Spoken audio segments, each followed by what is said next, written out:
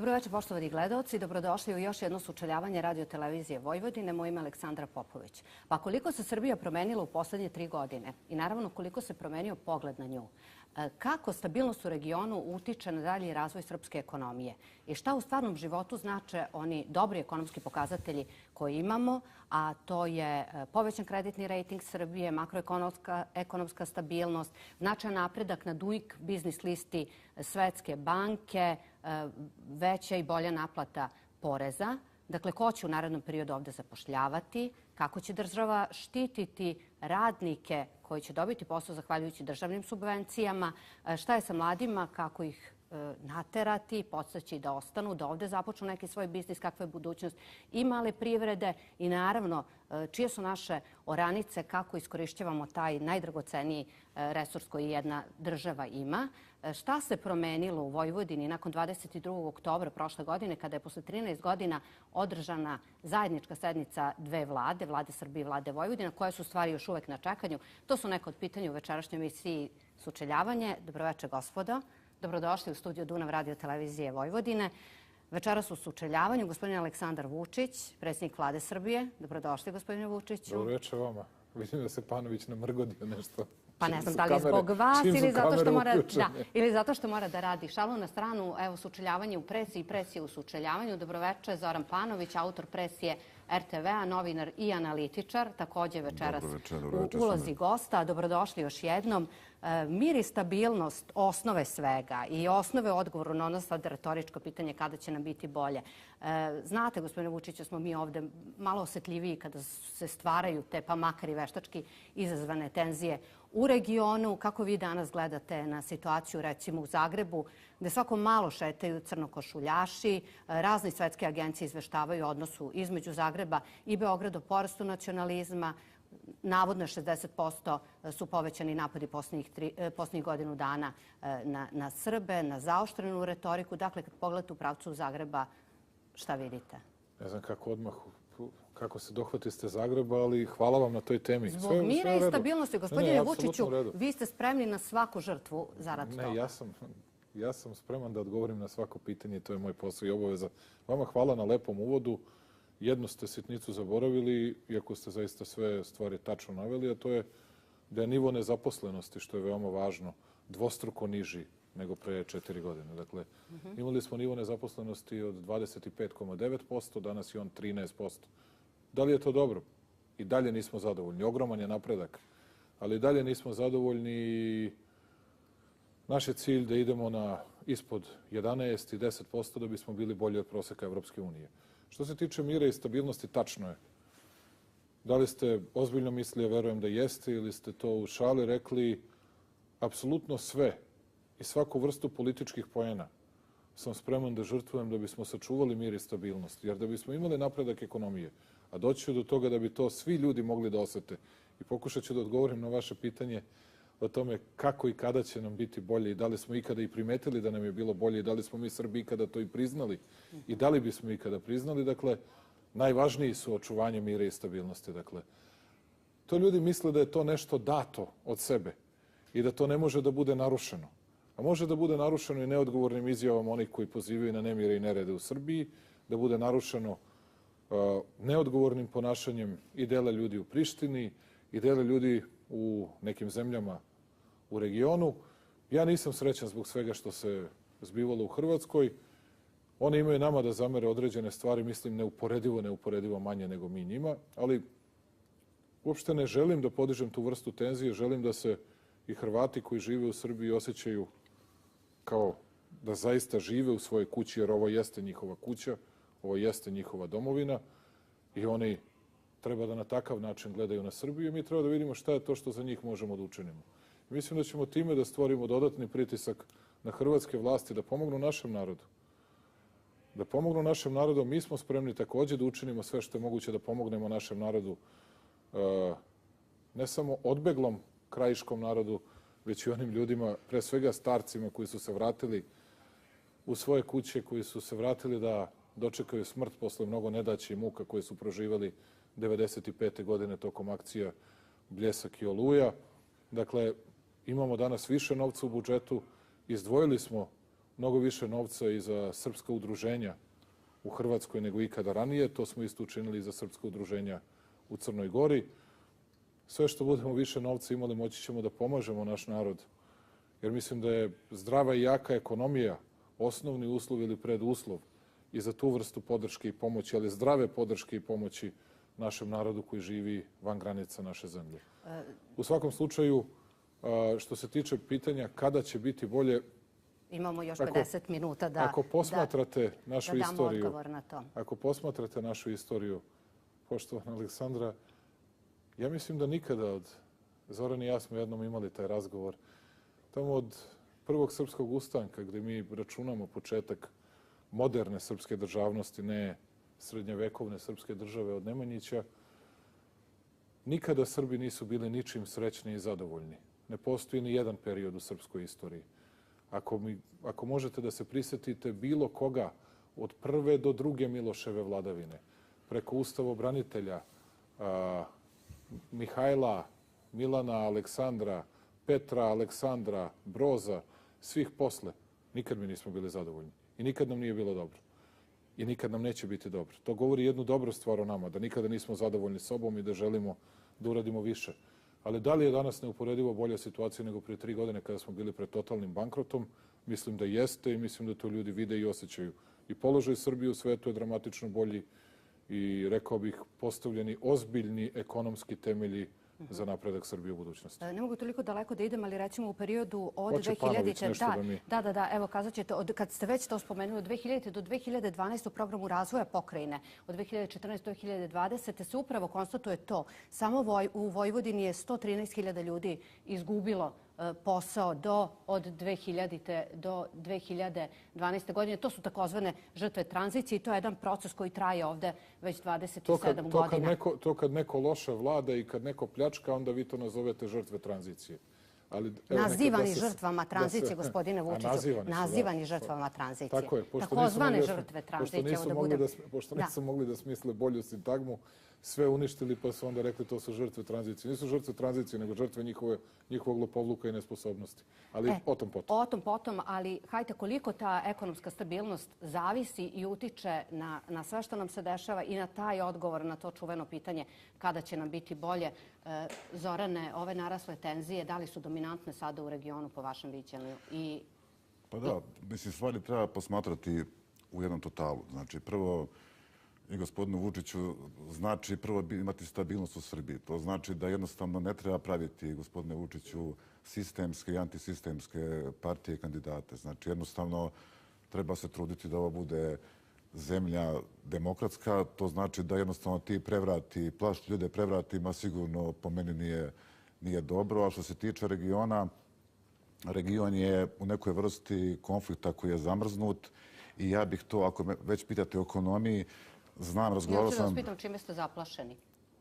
Šta vam je to zasmetalo? Mislite čime sam zaplašen od Vučića ili... Da, sad kad ste čuli, da. Kad ste već spomenuli... Pa to mislim da jednostavno praviti sistemske i antisistemske kandidate, to je loše. Znači, misliti da su kandidati opozicije ljudi koji će na NATO tenkovima doći u Beograd i uzeti vlast, to je po meni vraćanje neke stare kategorije. Znači, pre svega Aleksandar Vučić ima pretenzije i tako se ponaša s polja da bude evropski državnik i mislim da taj diskurs treba preneti i unutrašnju politiku. Jednostavno, mi smo uvijek u Srbiju imali sistemske i antisistemske partije ili kandidate. Za vreme 90. godina opozicija je bila antisistemska. Čak i za vreme DOS-a su u jednom trenutku su radikali ili čak posle naprednjaci bili antisistemski. Ja sam se trudio kad su naprednjaci nastali da oni isto postanu deo i postali su jednog sistema gde se vodi jedna demokratska utakmica. I mislim da smo se možda malo udaljili od toga i da se ponovo sada delimo na izdajnike, na patriote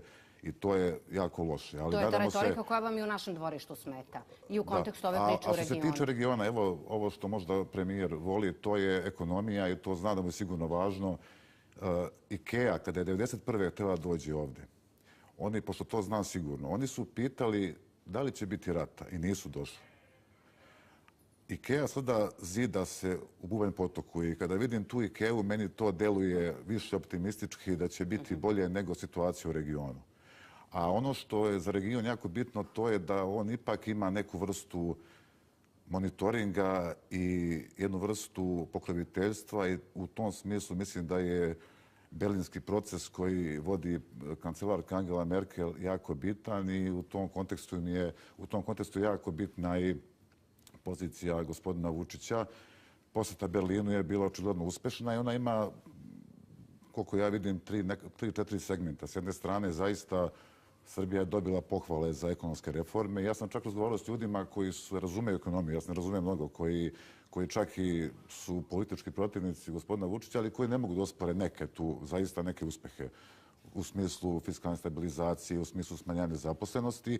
A s druge strane, kancelarka je rekla možda šturo da je jako bitna pravna država, sloboda medija i da insistirala je na saradnji vlade i civilnog sektora, tako, na sprovođenju reformi. Jedan segment je također bio za krizu migrantsku, gde se tvrdi da i dalje postoje ti neki prelasci ilegalni i da će tu dobiti Srbija podršku i naravno insistira se na toj regionalnoj stabilnosti i ne znam da li, koliko znam, ja mislim da je u berlinskom procesu za 7. jul bit će u Trstu taj samit visoki i mislim da je do 2020. godine da je $1 milijardu predviđeno za ovaj region. U smislu se pravi jedinstveno tržište i elektroprivrede, da se radi infrastruktura i u tom smislu to su one stvari koje zaista ohrabruju i vidjet ćemo da li će se to na tome ostati, ali mi imamo Evropu koja je na više koloseka i to se sada stalno potencira, ta priča. Mislim da se vade čak i stari planovi koje je Šojble još pravio, ne znam se, davno, to je Evropa varijabilne geometrije ili što su Kolovi savjetnici pravili Evropu, koncentričnih krugova, tako da ćemo vidjeti u kom će tu biti paketu Srbije. Ono što mene interesuje to je da li će u toj preraspodjeli Krajovska grupa koju je premijer sa premijerima Pontom i Borisovim napravio, da li će ona biti deo toga i da li će se Srbija možda emancipovati malo od tog klasičnog postjugoslovenstva i regiona, tako da će krenuti možda u tom pravcu i da ćemo napraviti neku platformu možda, ajde da kažemo, nekog prosvećenog antijugoslovenstva koje će donijeti ipak neki mir na ovim prostorima. Pa da, evo, ali... Mnogo pitanja mi je postavljeno. Pa jeste, ali hajde vidimo to ovo prošle nedelje baš u Sarajevu, to ste spomenuli, 10 godina je CEFTA sporazuma. U kontekstu te priče o regionalnom povezivanju, ekonomskom povezivanju, vi ste tamo i inicirali ideju uspostavljanju Balkanske carinske unije. Doduše, one za sada magloviti na dugom štapu, ali zašto bi nam to bilo dobro? Sve što je progresivno i sve što je dobro uvijek je maglovito i na dugom štapu. Za mene je važno da je tu moju ideju prihvatila Angela Merkel. Prihvatili su je i Edi Rama i Denis Zvizdić. Znam i zašto neki imaju nešto protiv, ali mogu i da ih razumem. To ne moram sve da objašnjavam svima, ali kada imate suficit sa svim tim državama i kada znate da bi to dramatično popravilo ekonomski položaj vaše zemlje, onda je jasno zašto se mi pre svega zalažemo, ali bi trebali svi ostali, jer će to svima da znači i za sve bi to bilo dobro. Da se vratim i da pokušam da odgovorim na sve ono o čemu je govorio gospodin Panović, pošto računam da smo ovde pozvani da sučelimo naša mišljenja i da budemo u dijalogu, razume se, odgovarajući i na sva vaša pitanja. To sam htjela da dodam. Gospodin Panović je počeo, naravno, jednom, uz svo poštovanje koje gajim prema njemu, jednom uobičajenom zamenom teza, gde on pokušava da kaže da je neko od nas kriv što negde nekoga nečim plaši. Nikoga ničim ne plašim. I voleo bih da nemam razloga da o tome govorim.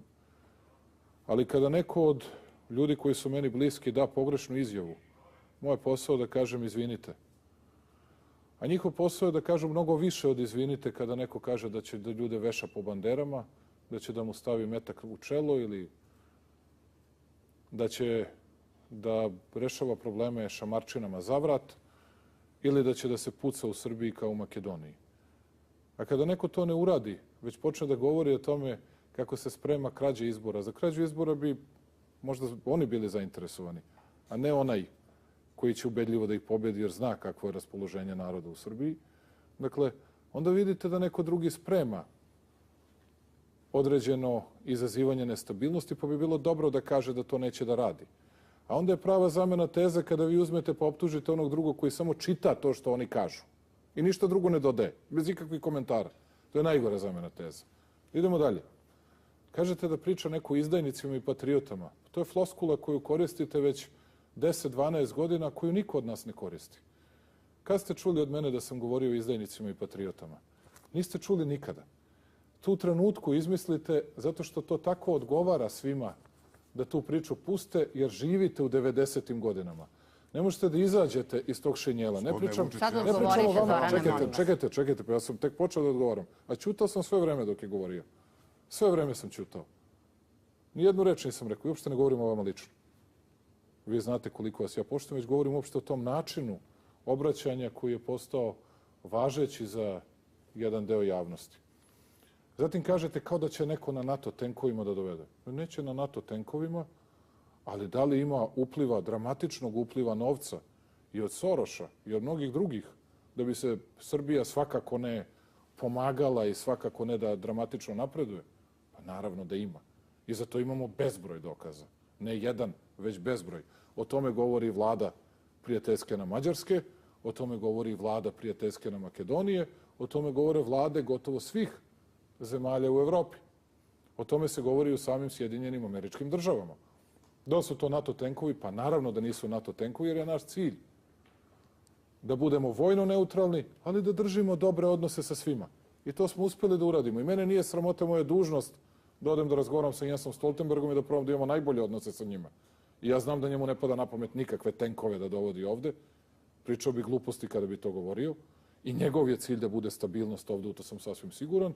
Ali da li ima pokušaja da se prave lutke u Srbiji kao na povodcu, da budu oni koji će mnogo više da slušaju nego što sam to ja ili neki od mojih prijatelja, pa nemam nikakve sumnje da je to slučaj. I da se vratimo na ono što je važno pitanje oko Angele Merkel i svega što su bili rezultati te posete. Interesantna je jedna stvar, kao i u izveštajima Evropske komisije.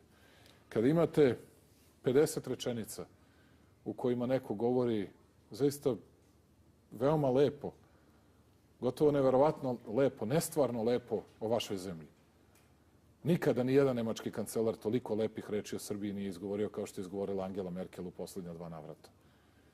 A onda vi izvučete jednu rečenicu u kojoj se ne kaže da nešto ne valja. Ona hoće da kaže obratite pažnju na to na fini način. Samo jedna rečenica. Oni tu jednu rečenicu produže na 3 i insistiraju samo na tome, a baš ih briga za prethodnih 100 rečenica. Ja nemam nikakav problem sa tim. Ja mislim da naš pravosudni sistem neefikasan. Šta god da bih uradio, oni bi mi rekli što se mešaš u srpsko pravosuđe, zašto rušiš nezavisnost pravosuđa, samostalnost tužilaštva i ne znam šta još. I potpuno sam saglasan s Angelom Merkel po tom pitanju.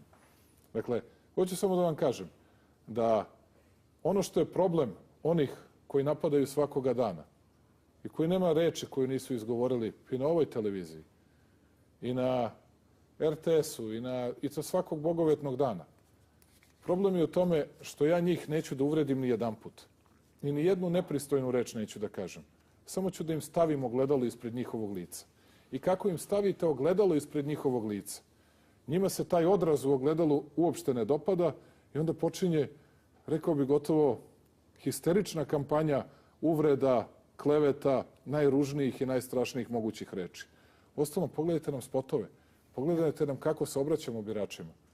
Jedini koji ne vređa nikoga, jedini koji ne govori loše i koji ne govori o drugima, a to sam ja, koji govori o fabrikama, koji govori o autoputevima, kao kandidat, to smo moji prijatelji i ja. Dakle, ostali, jedina tema je Aleksandar Vučić, češće do duše i moja porodica i tako dalje, ali to sam im već rekao da moraju da udaraju malo jače, nije dovoljno jako, a ja ću njihove porodice da čuvam, da štitim i o njima da brinem, jer to je moj posao kao predsjednika vlade. I to upravo što ste spomenuli, to jeste tema.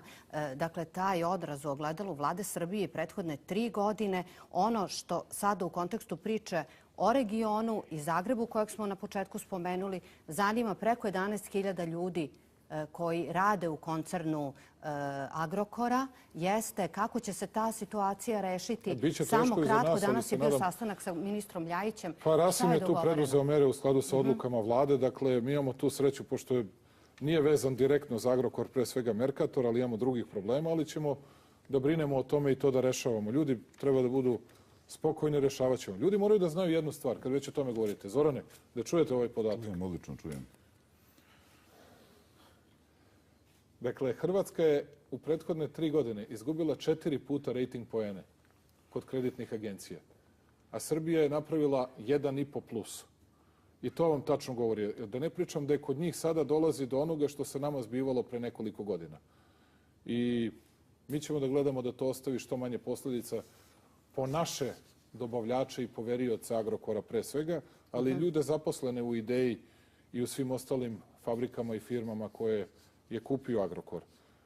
Tu ćemo da brinemo i pokušat ćemo da napravimo, što se toga tiče, rekao bih, dobar rezultat. I još jednu stvar oko ovih samita i toga što radimo sa Evropom i što je važno za sve nas. Znate, kada napravite dobre ekonomske temelje, onda vam sve ostaje lakše. Ništa od toga ne vredi. Ukoliko ne budemo gradili te puteve, oni će ove godine, bilo je 150 miliona evra izdvojeno za projekte. Mi te pare nismo ni potrošili u regionu. Ja se ne stidim. Ja razumem Zorana. Zoran je uvek bio anti-jugoslovenski orijentisan, kao i ja, ali na drugačiji način. I ja danas razumem značaj regiona drugačije, značaj regiona Zapadnog Balkana ili bivše Jugoslavija plus Albanija, kako hoćete. Razumem ga na drugačiji način. Ja u tome vidim veliku šansu za našu zemlju. Ne u političkom smislu. Politički Srbija je samostalna, suverena, nezavisna zemlja. U ekonomskom smislu.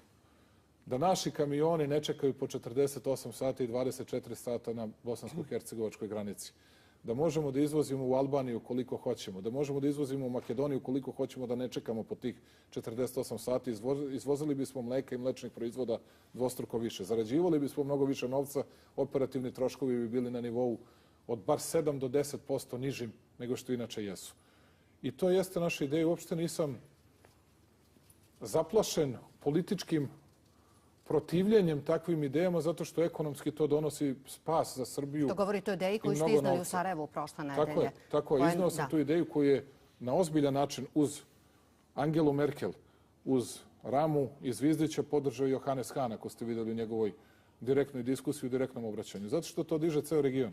Onda ćemo mi u ovom regionu da imamo verovatno najveći rast, veći rast i od same Višegradske grupe. Ali je Zoran u pravu. Nama je potreban još bliži odnos. Imamo veoma bliske odnose sa Mađarskom, veoma bliske odnose i sa vladom gospodina Orbana. Nama su potrebni još bliži odnosi sa vladom Sorena Grindeanua i sa, vidjet ćemo da li će biti nova vlada Bojka Borisova ili nekog drugog, da se mi ne mešamo u njihove unutrašnje odnose. I treba da radimo sa tim zemljama, jer nikad nismo bili okrenuti istočno, prema zemljama istočno od Srbije, zato što smo bili orijentisani samo na ovaj deo. I tu je Zoran apsolutno pravo, zato sam ja tu krajovsku grupu doživeo veoma ozbiljno, može biti i ozbiljnije od samih Rumuna i Bugara. Gospodine, jedna stvar tu. Znači, postoje oko regiona dve tendencije koje su protivrečne. S jedne strane postoji ta konvergencija, pokušaj da se napravi jedinstveno tržište, da se pacifikuje region. On zaista ponekad liči na parodiju Beneluxa, na mali broj entiteta međusobno zavađenih sa teškim istorijskim narativima. Ali s druge strane, nama svaki čas stižu iz relevantnih časopisa, da li je to Foreign Affairs, da li je to Guardian, da li je to... Ljudi su u dilemi, da li su to tekstovi koji su naručeni, da li to zaista pišu ljudi kao Timotej Lesko imaju neki autoritet ili nemaju. Tako da se uvek ovde stvara situacija da živimo u više dimenzija. S jedne strane je moguće kao da se Jugoslavija sad zove region, pa sve funkcioniše super, kao da je Agrokor jugoslovenska firma, kao nekada Agrocommerce Fikreta Abdića, a s druge strane imamo situaciju kao da će rat da počne sutra. Jer mi smo preskočili neke psihološke barijere. Evo, Hrvatska, kad je pominjemo, je ja mislim, skoro je proslavila 25 godina od međunarodnog priznanja, od priznanja Evropske unije. To je već više godina nego što je postojala kraljevina Jugoslavija i kraljevina Srba, Hrvata i Slovenaca. A s druge strane će Republika Srpska još malo doći od tih godina. Znači, jednostavno, vreme ide i ono što je tragično, bar po meni, to je da ovaj region nije izgradio nikakav mehanizam pacifikacije sukoba autonoman. Da, na primjer, Hrvatska, Bosna i Srbija to mogu da urade bez sponzorstva sa strane.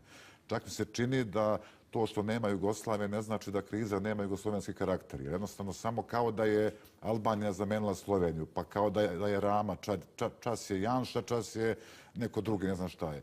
To je što se tiče regiona. Potpuno je u pravu Zoran za ovo što je rekao, zato što tu samo ima, sasvim je u pravu, samo ima jedna stvar.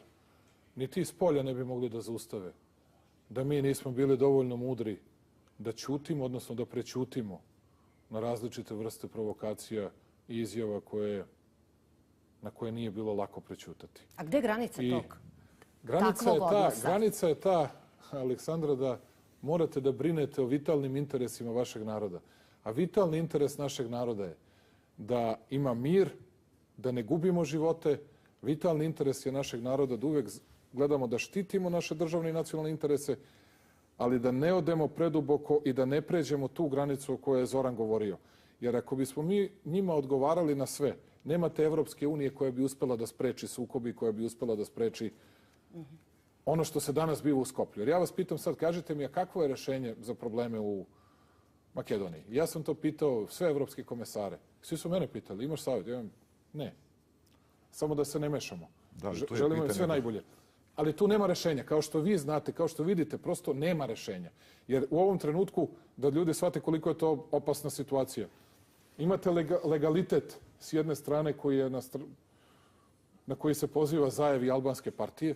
Dobili su izbori, imaju većinu na izborima stečeno. Međutim, dogodile su određene činjenice posle izbora i danas veći legitimitet nego što je imao na izborima posle 2,5 meseca posle izbora ima Gruevski. I Gruevski osjeća da je u narastanju, osjeća da je Zajev u padu, Zajev ne sme da pristane na nove izbore, Gruevski istovremeno neće da dozvoli formiranje te vlade i gde to sve vodi, sami zaključite. Što vam je onda I to je stvar koju mi moramo... Što vam je bilo onda čudno? Evo, Zoranu nije bila čudna moja konstatacija na početku emisije da ste spremni na svaku žrtvu kada su mir i stabilnost. Ne, ja jesam. Učinilo mi se da ste to šaljivo rekli, a ja jesam. Ja jesam i mislim da je to najvažnije. Meni su ljudi zamerali u ovoj kampanji zašto se zalažem za izgradnju autoputa Niš-Priština. To mi pokazuje autoput mira, takozvani. Ti ljudi, pa kako god da ga zovete. I to je autoput. Znate, ima 4+2 zaostavne trake, dakle to je autoput. Nema zaustavljanja robe, kapitala i ljudi kad imate autoputeve.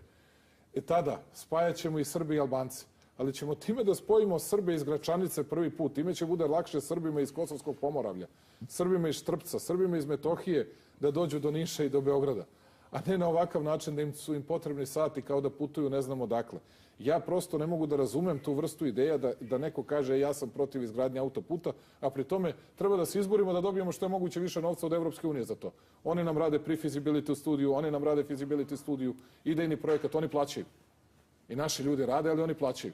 Pa čekajte, pa što da im ne uzmemo taj novac i da podignemo toplicu, da podignemo našu toplicu, da podignemo, ako hoćete, značajno i Srbe i iz Gračanice, i Ugljara, Bresja, Kosova, Polja, Lipljana, Gušterice, jedne, druge, dakle, celog centralnog Kosova. Pa da dodam i ovo što su iz Obilića, opštine Obilić i Vučetrni, Prilužje, Plemetinu, Babin Most i sve drugo. Dakle, ne mogu da razumem takve ideje. Šta da radite? To ste u petak baš...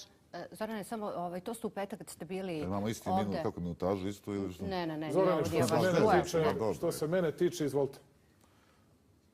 Gospodin Vučić u petak kad je bio ovde u Titelu, jednom poljoprivrednom gazdinstvu, tada ste upravo i o tome pričali, o toj izgradnji autoputa, spomenuli tada i najavili višak u budžetu u prva 3 meseca. U prvom kvartalu, predviđen je minus od 47,5 milijardi. Povećanje kreditnog rejtinga od strane nekih finansijskih institucija. Moody's, inače, vrlo teška kreditna agencija, vrlo teška.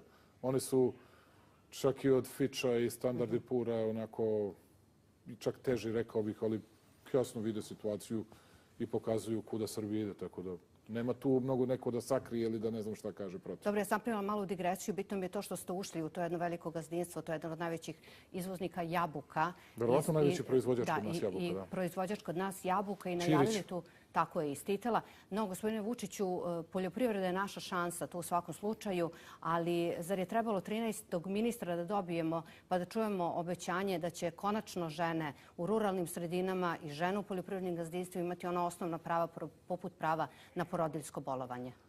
Pa nije pitanje... Znate, ja bih sad mogao da pokupim sve poene i da kažem, eto, trebalo je Ja ne mislim da je to sve tako jednostavno. I sa druge strane, mislim da ovdje sad imamo važnije stvari. Ja ne mislim, užasno je važna poljoprivreda, ali ljudi, industrija je najvažnija. Mi živimo svi zahvaljujući industriji. Dakle, da to imate u vidu. Dakle, nama je učešće poljoprivrede u BDP-u značajno, 10%, veoma značajno. Hoće li se u budžetu vratiti isto toliko za poljoprivredu? To logično. A ne možete da dobijete isto toliko nazad, ali povećavamo svake godine i ove godine smo petostruko uvećali za pre svega subvencionisanje ne po hektaru, ne da dajemo nešto što je socijalna kategorija, već za mašine, za mreža za protivgradnu zaštitu, za irigaciju, za navodnjavanje, za ono čime postičemo stvaranje boljeg proizvoda i ulaganje u budućnost, pogled u budućnost. Za preradu ćemo da dajemo voća, povrća, davat ćemo najveće subvencije. Veće subvencije nego što bilo koja strana kompanija dobija, davat ćemo domaćim proizvođačima. I sad već imamo prve kompanije, danas sam bio u Rumi, domaća naša jedna kompanija hoće da pravi i dobit će ozbiljne subvencije od države.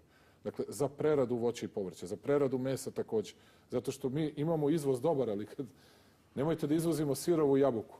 Dajte da napravimo nekad i kompot. Dajte da napravimo od bilo čega, od šljive, da ne bude samo da imamo šljivu koju izvezemo, ajde da nekad to bude rakija, ali ajde da osim rakije to bude i neka džem od šljiva, da bude kitnikez od kajsije ili bilo šta. Dobro, da li će, izvinite gospodine Vučiću, da li će žene koje su članovi poljoprivrednih gazdinstava konačno imati prava koji sve ostale žene? Hoće, imaće i radnici prava. Pravo na porodiljsko bolovanje, ako su sezonci, da li će imati prava, da li će biti uvedeni u legalne tokove? Donosimo sad taj zakon, upravo sam o tome govorio.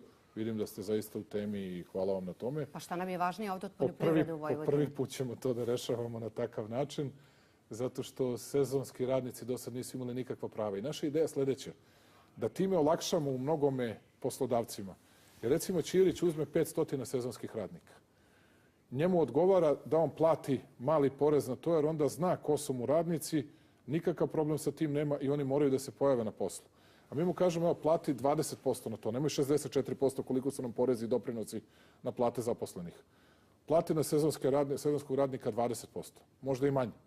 On će to da plati. Ti ljudi imaju staž, ti ljudi imaju zdravstveno, ti ljudi imaju socijalno, ti ljudi imaju penzijsko osiguranje. Oni će time da budu podstaknuti da uvek rade u sezonskim poslovima, mnogo motivisanije, mnogo stimulisanije nego što je to bio slučaj do danas. I taj zakon je u pripremi i ide uskoro pred Narodnu skupštinu. Zakon o poljoprivrednom zemljištu je izazvao brojne kontroverze. Dakle, imali smo s jedne strane zabrinute poljoprivrednike da neće moći doći u posjed poljoprivrednom zemljištu, a s druge strane državnom u zakup, a s druge strane to otvoreno pitanje da li će biti dozvoljena prodaja zemljišta strancima. Po SSP-u iz 2008. mi smo se obavezali na to. Nemamo mi tu otvorena pitanja. I gospodin Orban kojeg ste spomenuli i Slovenija je donela svoje uredbe da se dekretom zabrani prodaja zemljišta strancima. Hoće li i Srbija? Odlično vi to znate. Nisu oni doneli baš tako. Ono što su oni doneli, evo sad vam obećavam da ćemo nešto slično... Šta ćete vi da uradite? Šta će Ministarstvo poljoprivrede da uradi? Gledat ćemo da uzmemo baš to što su oni uradili da bismo imali uzora u nekoj od zemljama Evropske unije. Šta se tu dogodilo da bi ljudi u Srbiji znali? Božidar Đelić i vlada DOS-a su 2008. godine potpisali SSP na veliko oduševljenje svih i rekli da 2017. mi imamo obavezu da prodajemo, da stavimo prosto u promet naše državno poljoprivredno zemljište. Bez ikakvih uslova. To ni jedna zemlja druga na takav način nije uradila koja je ušla u pristupne pregovore sa Evropskom unijom. Nažalost, mi smo to i tada kritikovali, niko nije želeo da nas čuje i sad je ta 2017. godina došla, a Božidar Đelić je bio predstavnik vlade Srbije koji je direktno svojim potpisom obavezao vladu Republike Srbije da to poštuje. Ja vam sad kažem, mi to nećemo na taj način da poštujemo i ljudi u Vojvodini i ostatku Srbije moraju i mogu da budu mirni. Donećemo sljedeću meru.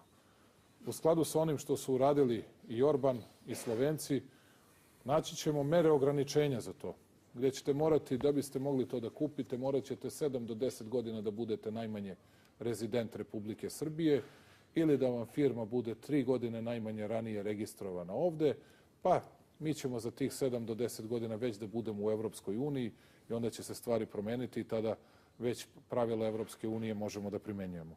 Ali ćemo našu zemlju u narednom periodu da zaštitimo na način i u skladu baš kako su to uradile pomenute zemlje Mađarska i Slovenija. Da li će neko na nas da se ljudi šta da radimo, ali moramo da ispravljamo istorijske greške koje su neke ranije vlade napravile. Da, pa samo u poljoprivredi gospodin Nedimović je 13. ministar. Po čemu pričamo? Koliko smo mi tu imali 13 različitih programa strategije? Nisam ni znao, ali možda taj 13. bude i srećan. Jel da? Od 2000. godine. Dobro, evo Zorane, da vas prosto ne zapostavim u ovoj priči, ali izuzetno važno nama. Da li ste vi pratili i u slučaju Agrokora, dakle ono što se pre radilo, evo sad nema te monopolizacije, kazao je gospodin Vučić na koji način će biti rešen slučaj sa tim radnicima, preko 11.000 njih radi ovde u Srbiji, u preduzećima koji su u koncernu Agrokora. Uzimaju Rusi traže partnera ovde. Pretpostavljam da oni sad zivkaju od Miškovića do svakog drugog ko je radio nekada da vide kako mogu deo toga da preuzmu. Pa da, meni je jako drago i želim da radnici Agrokora budu situirani, srećni, ali bi mene interesovalo malo pričamo o politici, koleginice, ako možem. Mislim, ja nisam pa stručnjak za ekonomiju i Agrokor. Mene evo interesuje, primjer, pošto ja znam istraživanja koje smo radili da moć je u rukama premijera Vučića. Znači, pa me interesuje, pošto moć šeta u Srbiji stalno, gde je najmoćniji čovjek, tu je moć. Sad je moć u vladi. Ako pobedite za predsjednika Srbije, kako ćete izbeći to da sva moć bude kod vas, mislim da vašu funkciju uskladite sa ustavnim ovlašćenjima, da li će se menjati ustav i da li će premijer biti puka marioneta. Kako mislite da to rešite, ako nije problem? Da se ne desi situacija da budete Boris Tadić, o čemu ste i pisali i upozoravali, jel tako? Ne samo Boris Tadić, pazite, za vreme Borisa Tadića još ima pod pitanje, molim vas, za strah. Za to, na primjer, ja mislim da vi, predsjedniče, na neki način, nekim realnim uspjesima spoljne politike pomalo i kompenzujete određene deficite unutrašnjoj. Na primjer, evo što mene interesuje. Često se u Srbiji sad javlja, na primjer, pojava, često čujemo ljude preko telefona kad kažu nije to za telefon, razumete. Da li te priče dolaze do vas? Vi ste ipak koordinator svih službi bezbednosti, pa me interesuje... Pa mislite da li slušam te razgovore tako? Ne, da li osjećate, da li vi zaista mislite da je situacija, na primjer, u Srbiji normalna, razumete? Da ja nešto kažem. Ja sam čuo da ispričam jedan vic, da se ljudi nasmeju. Kažu,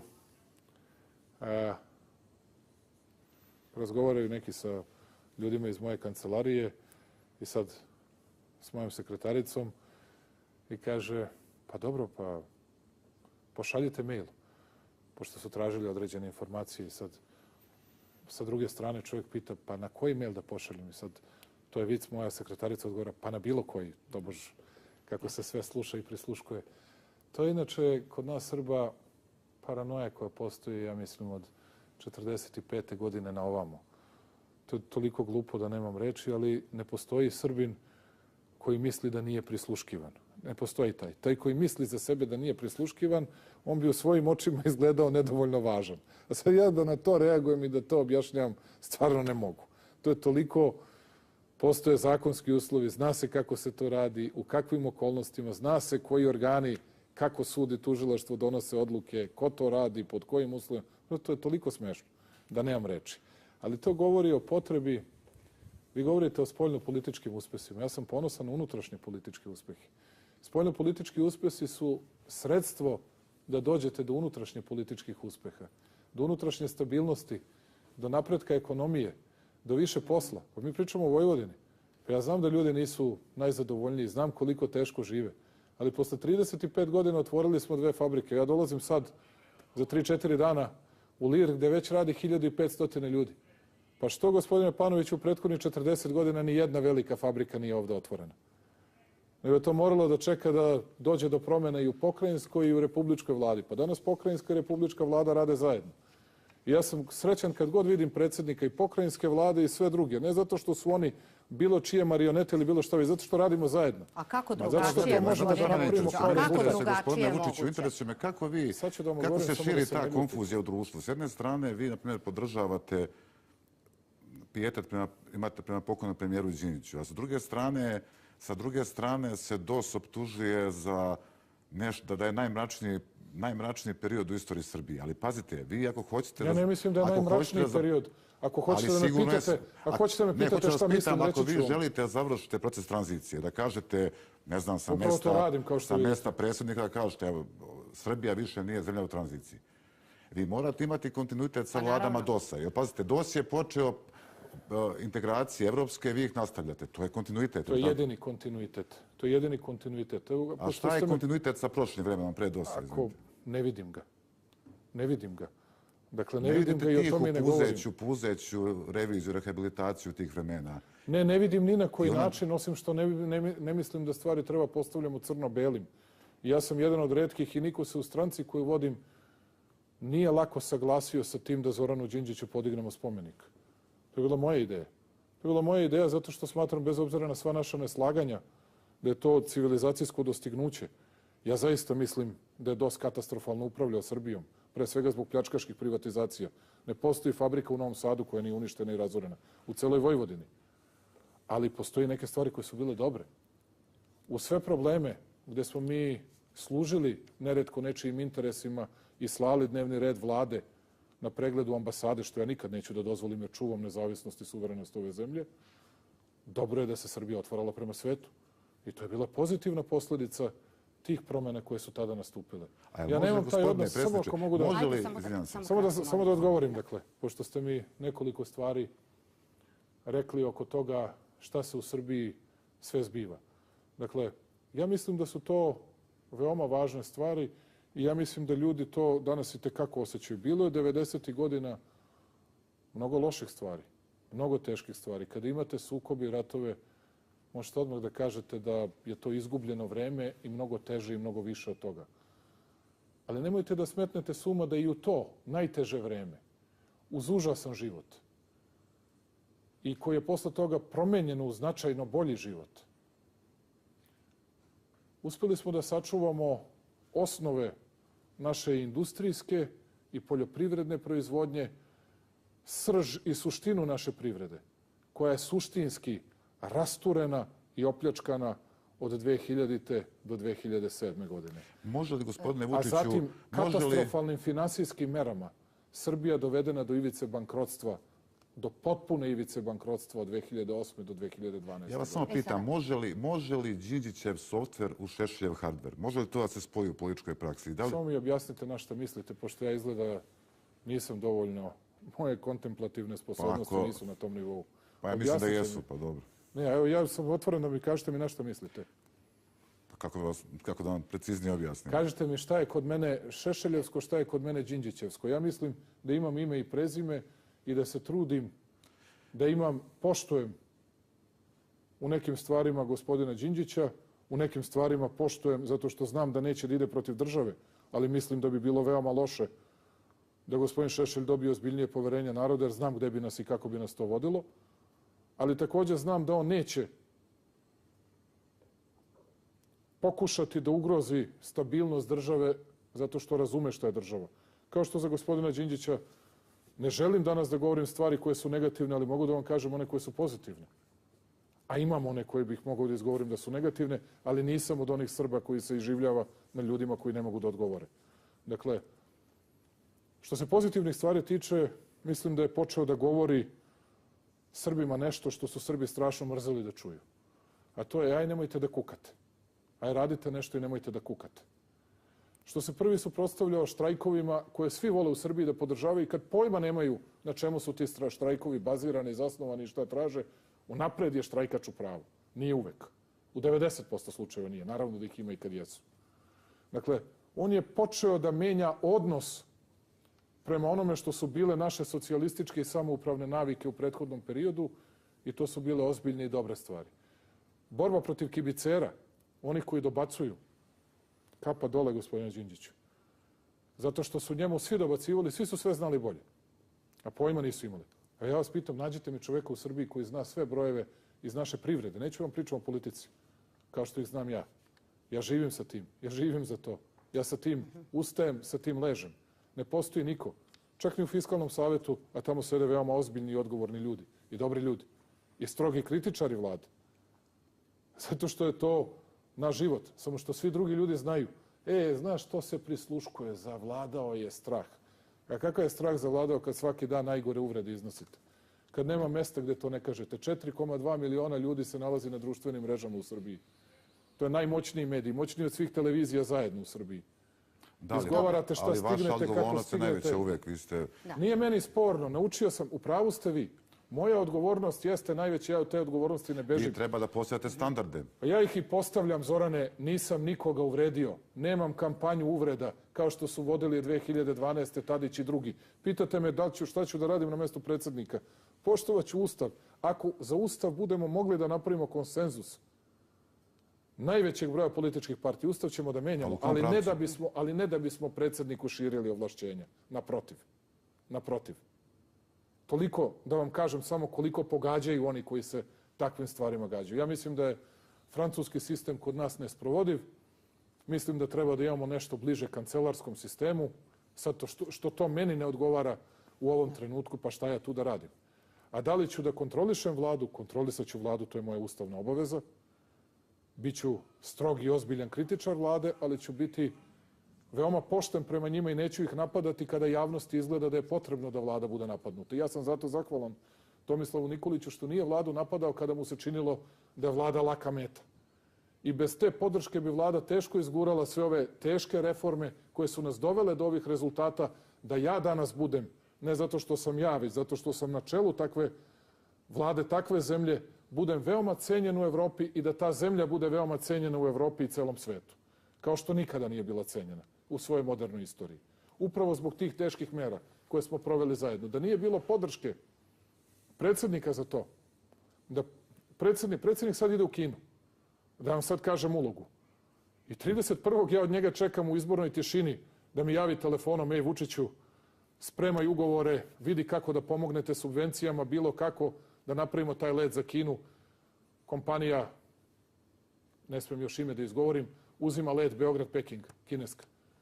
Pa to je velika stvar, a on to može da završi sa Xi Jinpingom, jer u Kini odlučuje Xi Jinping. Ja se to slažem, gospodine predsjedniče, nego samo jedna stvar. Postoji jedna u javnosti, jedna atmosfera da ljudi više ne mogu da poveruju neki da se nešto može se desiti u vašoj partiji ili u vašem okruženju, a da vi ne stojite za toga. Pa vi to stvarno mislite da je moguće? Šta imam 100 ruku i 100 nogu? Ja vam govorim samo kakva je atmosfera. Pa takvu atmosferu su napravili oni koji ne mogu da priznaju da od njih postoje bolji, marljiviji i uspešniji. A šta da kažu?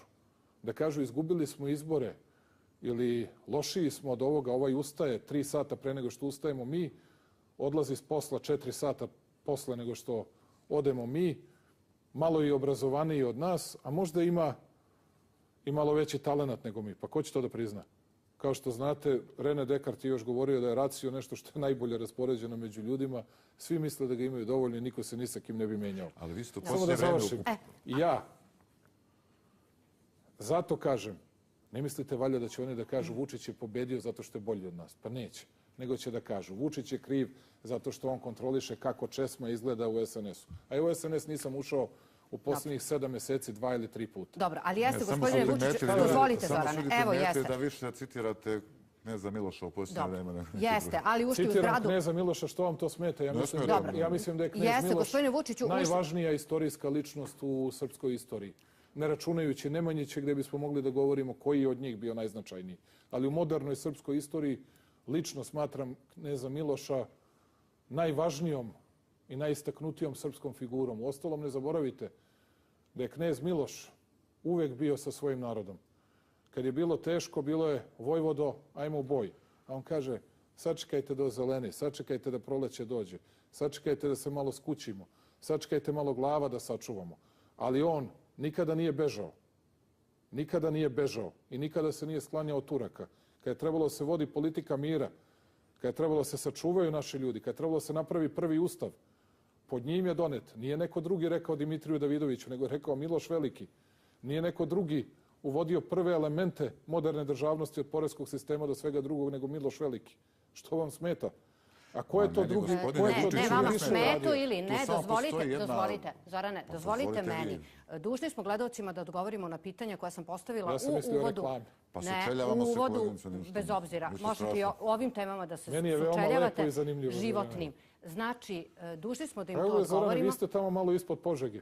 Vi ste iz Užičkog kraja. I radi u Novom Sadu. Koliko se radi u Novom Sadu? Evo kad profunkcioniše taj let... Kad su ga izbacili iz danasa. Beograd, Peking... Da se ovaj put zove autoput Gvidove Strvele, ovaj deo od vi razmislite o tome. U svakom slučaju spomenuli ste taj let Beograd-Peking, da nam dovedete kineske turiste. Oni vole brendove. Novi Sad je veliki brend. Novi Sad je Evropska omladinska prestonica, Evropska prestonica kulture.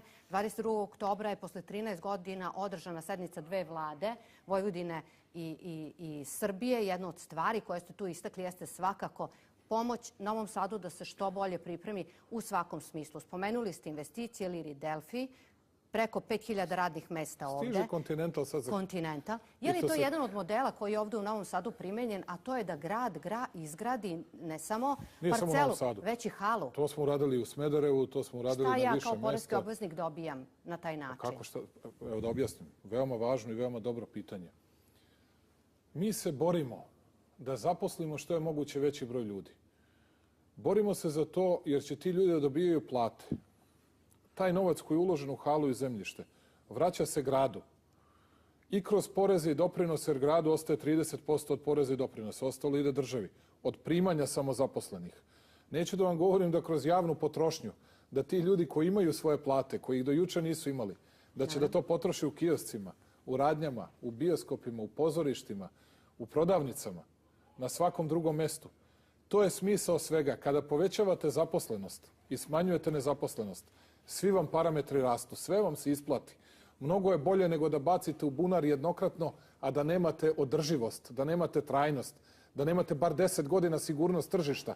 A ove kompanije vam garantuju da bar 10 godina imaju sigurnost tržišta. Da, pričamo o subvencijama. Kako vi? Ako dođe Continental sa velikim R&D centrom, kao što pregovaramo, pa znate šta to znači? Da nećemo moći uz odličan tehnički fakultet u Novom Sadu.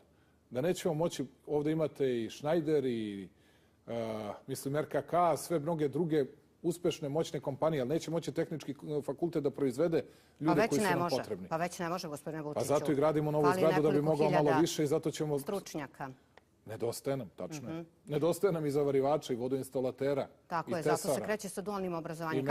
Kako će država da zaštiti radnike za koje daje poslodavcima subvencije? Danas je objavio i podaci su iz Nacionalne službe za zapošljavanje u periodu od 2011. do 2013. godine. Znači, 3/4 radnika je dobilo otkaz čim su... A to nije tačno, demantovali. Čim su do 2013. Da, tu ste da kažete to, naravno. Demantovali su oni to, nije to tačno. Naravno da imate i takvih primjera, ali nije to tačno. Tu nam je mnogo veći procenat uspeha. Tu je procenat uspeha od 90%. Tamo gde nam nemamo procenat uspeha veliki, to su start-upovi koje dajemo. To nam je uvek između 20 i 25%. Bolje i to nego da nemamo ništa. I spremni smo da ulažemo još više u start-upove, u početni kapital za neke mlade, nove preduzetnike. Sve i da je niži procenat, isplati nam se to, da to radimo, jer ne možete, nemate bilo kakve kolaterale, nemate garancije za novac koji dajete. Da li je to 5 ili je to 10 ili je to 12.000 evra koji date. Nemate garancije, on mora dođe sa projektom, mora dođe sa tim i tim. Ako ne uspije, šta da radite? Ide na državni teret. Kako će to biti malim? Kažete, nije vreme smanjenja poreza i doprinosa, naš budžet to još ne može da podnese. Ja sam rekao da ćemo da to smanjujemo, ali vi morate samo da imate u vidu. A šta je s ovim, izvinite, malim i srednjim preduzetnicima koji imaju opterećenje od strane lokalnih samouprava za takozvane vazdušarine, dimnjačarine? Za parafiskalne namete, to ćemo najveći deo da ukinemo i da sve stavimo pod našu kontrolu, da ljudi ne bi osjećali tu vrstu neizvesnosti. Firmarine su tu najveći problem. Mislim, znam da se finansiraju lokalne samouprave. Ekološke takse. A tako se finansiraju neuspešne lokalne samouprave, koje ne znaju gde da pronađu izvore svojih prihoda. Novi Sad takvih problema nema. Novi Sad neuporedivo bolje funkcioniše nego što nam funkcionišu neki drugi gradovi. Beograd funkcioniše sve bolje. Beograd je smanjio svoje dugovanja sa 1.100 na 600 miliona evra. Juče je podignut kreditni rejting Beograda. Posle mnogo godina, posle mnogo pada u kreditnom rejtingu našeg glavnog grada, posle mnogo vremena je podignut. Dakle, samo hoću da vam kažem da stvari ipak idu na bolje. Za Novi Sad nemate brige.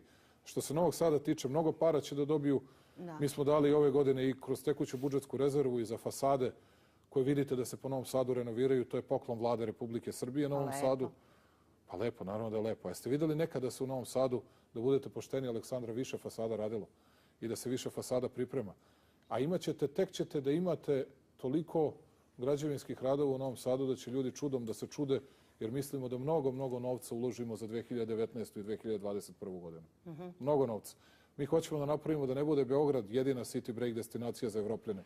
Hoćemo to budu Beograd i Novi Sad i da tu dovodimo Kineze kad uspostavimo tu liniju, jer će i Orban sa Orbanom sam dogovorio da im on dozvoli 48 sati da mogu da uđu bez posebne vize, jer kod nas je bezvizni režim i da se onda ponovo iz Budimpešte vraćaju za Novi Sad i Beograd. Kako će najbrže do Budimpešte kada još nemamo završen Žeželjev most, jedan od onih kadrova na Bojani naših i tu su... Kao što vidite, radimo i to. A tu treba da prođe međunarodna pruga, Beograd-Budimpešta. Već radimo ovaj deo Stara Pazova, Novi Sad, a počinjemo sad sa radovima Beograd, Stara Pazova, to je ovo što smo sa Kinezima potpisali. Što će biti najvažnije. I uskoro ćemo za godinu i po dana ići Beograd, Novi Sad 40 minuta. Biće mnogo bolje da se ide vozom nego kolima. I to centar. Da, pitam vas to zato što učinili ste dosadnu političku scenu u Vojvodini. Mi smo navikli na tenzije između Banovine i Nemanjine, na smetnje na vezama. Ne znam, možda će biti tako. Ja mislim da ljudi razmišljaju o svojim životima, a ne o tome ko će koga da opsuje i ko će koju ružnu stvar nekome da kaže. Naš je posao da sarađujemo zato što ljudi u Vojvodini treba da žive bolje, a ne da imaju 20 nerazvijenih opština od 45 opština. Da, čini mi se 19, da, 18 ili 19. Da, sad treba otvarati poglavlje 27 koje se tiče ekologije i zaštite životne sredine. Preko 40% naseljenih mesta u Vojvodini nema kanalizacionu mrežu, Zorane. Nema ni 40% Beograda, znali smo kako ne znamo. Kanalizacija je obično skupa, ali kad imate više para, onda sa tim krećemo. Evo kako su me danas u Rumi to uradili. Napravili su, izašao da govori predsjednik opštine Slađan Mančić, oni su u Rumi prilično uspešni.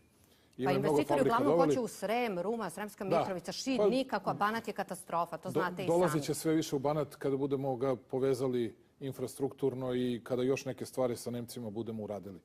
Dakle...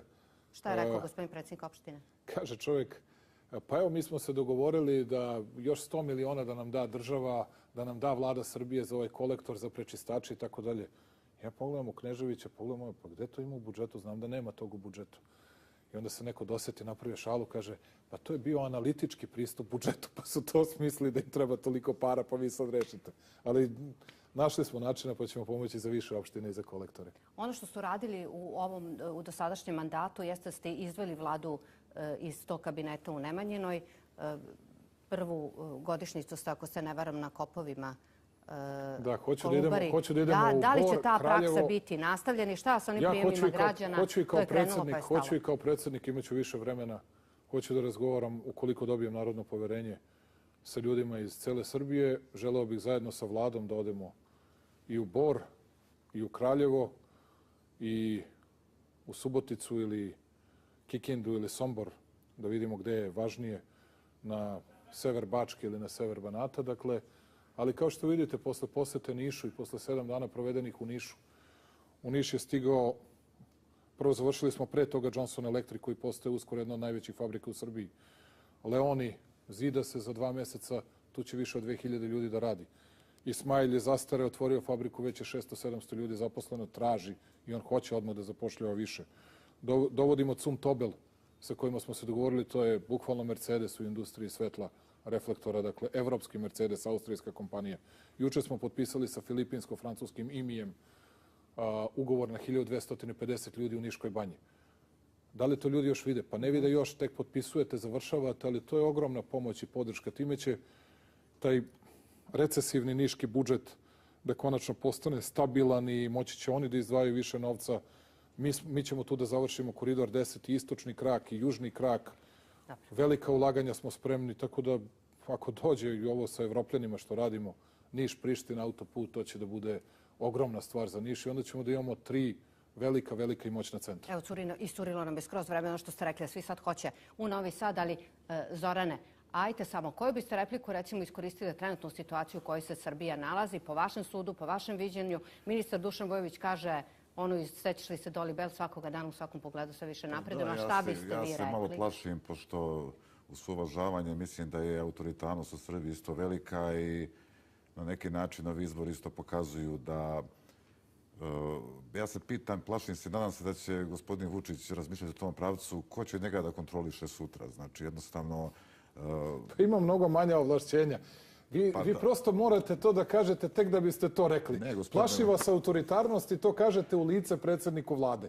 Pa to je kontradikcija i na dijekto gospodinu Panoviću, ali na to sam naučio.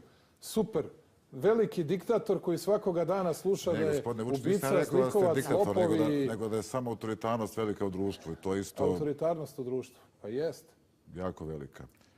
Evo, saglasan sam sa svim što ste rekli. Hoćete tako završimo večerašnju emisiju ili ćete Ja kazati mislim na šta? ja mislim da je Srbija na dobrom putu, a ovo je dobar primer, odličan primer da je Srbija jedna istinski demokratska zemlja i zahvalan sam Zoranu zato što mislim da su njegove namere uvek najbolje i to iskreno mislim i znam da i on zna da je stanje mnogo bolje od onoga što želi da kaže.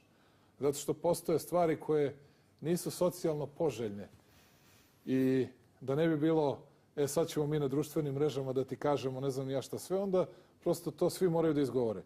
Ja sam posebno ponosan na činjenicu što se nikome ne dodvoravam i što govorim istinu i što se nikoga i ne plašim. Niti će tim pretnjama, mecima, šamarčinama, zavrat, vešanjima, niti bilo čim da me uplaše, niti time što mi napadaju porodicu svakoga dana, niti bilo kakvim, bilo čijim tenkovima na bilo koji način. Moj posao je da radim marljivo, da radim vredno u interesu naroda. Da sam hteo da ostanem premijer, oni bi mi rekli Vučić hoće da bude čovek koji sve kontroliše, čovek koji ima najveću moć. Kad hoćete postanete predsjednik, oni kažu aha, sad će on na tom mestu da postane u stvari najmoćniji, ako to nije najmoćnije mesto. Šta god da sam uradio, nikad im ne bi bilo dobro. Hvala. Predsjednice, samo je problem što moć šeta stalno. Daj da imamo, Pustite vi, Srbiju da stoji na jednom mestu. to vam je šetalo ovako i onako. Uvek mi smeta. Ja ne mislim da je pitanje šetanja, ja mislim da je pitanje rezultata. Nije pitanje moći. Pitanje je da li će ljudi da vide da se živi bolje, da li će ljudi da vide autoputeve i fabrike, da li će ljudi da vide pruge, da li će ljudi da imaju veće plate. Pustite vi opterećenost ljudi koji ne znaju šta bi sa sobom, koji ne mogu 90. da zaborave jer se drže U kao pod 2017. skute Hvala puno. Hvala puno. 90. godina. Biće U prilike da 2017. koja će u biti 2000. bolja nego 2016. a 2018. To je bolja sve nego lako sve prethodne. provedljivo, a očekujemo da ćemo pričati Kao o i sve tome ovo o čemu kad smo već dođe razgovarali. vreme. Hvala vam puno na Hvala vam na gostovanju, hvala vam na u sučeljavanju, gostoprimstvu. poštovani gledaoci. Hvala na pažnji, prijatno veče i do gledanja.